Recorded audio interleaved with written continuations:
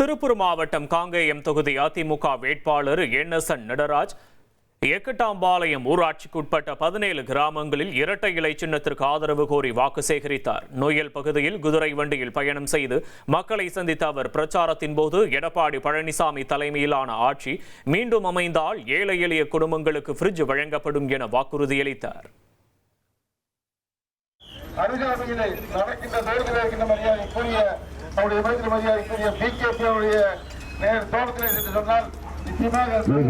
பெரியோர்களே, பெருமதிப்புக்குரிய தாய்மார்களே, உங்கள் வீட்டு பிள்ளை உங்களை நோக்கி உங்களிடத்திற்கே சென்று வருகிற உள்ளார்கள்.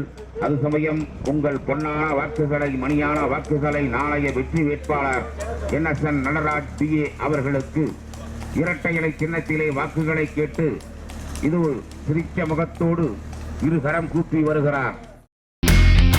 இனி செல்லும் இடமெல்லாம் செய்தி. தந்தி டிவியின் வாட்ஸ்அப் சேனலை ஃபாலோ பண்ணினா செல்ல இருக்கும் இடமெல்லாம் செய்தி.